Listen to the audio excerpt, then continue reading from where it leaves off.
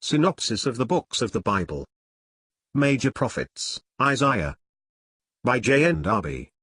All scripture is given by inspiration of God, and is profitable for doctrine, for reproof, for correction, for instruction in righteousness, that the man of God may be perfect, thoroughly furnished unto all good works. 2 Timothy 3 verses 16 and 17. Synopsis of the books of the Bible. By John Nelson Darby. Isaiah, chapter 66. The millennium introduced by the judgments of the God of glory.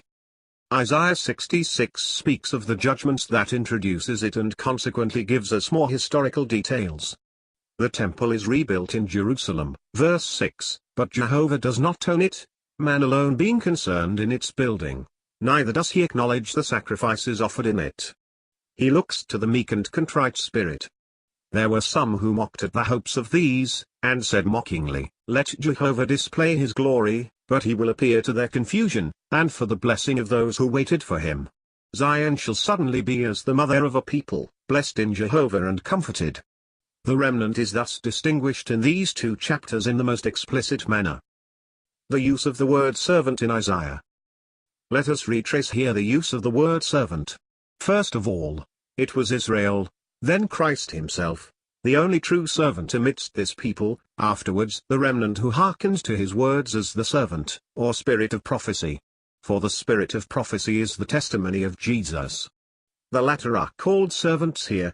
They shall be comforted in Jerusalem, as one whom his mother comforts, and the hand of Jehovah shall be known toward his servants and his indignation toward his enemies. For he shall come and execute judgment against all flesh.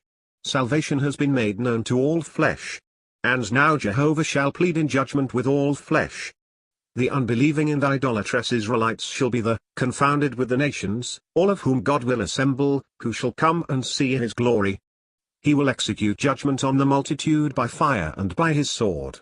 But there shall be some who through grace will escape. God will send these to the distant nations who have never seen his glory nor heard his fame. There is no question here of the election by grace for heaven.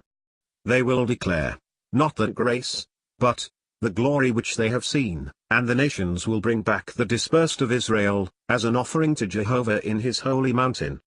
And the seed of Jacob and the priests whom Jehovah shall choose shall be as the new heavens and the new earth before Jehovah, and all flesh shall come to worship before him.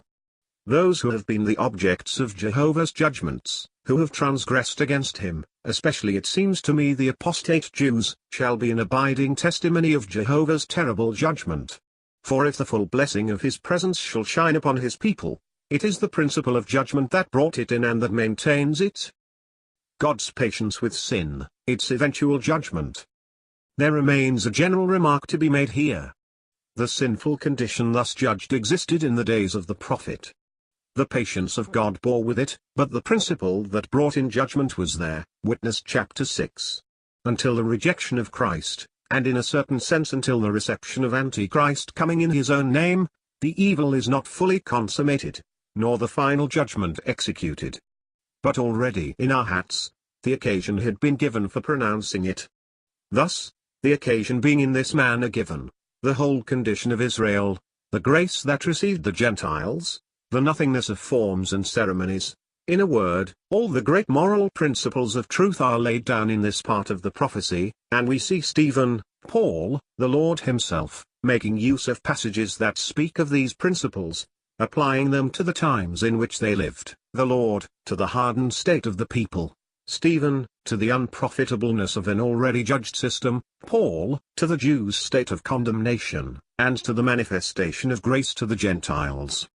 What remains is the accomplishment of the great result, in which these things shall be demonstrated to the world by the judgment and the sovereign blessing of God.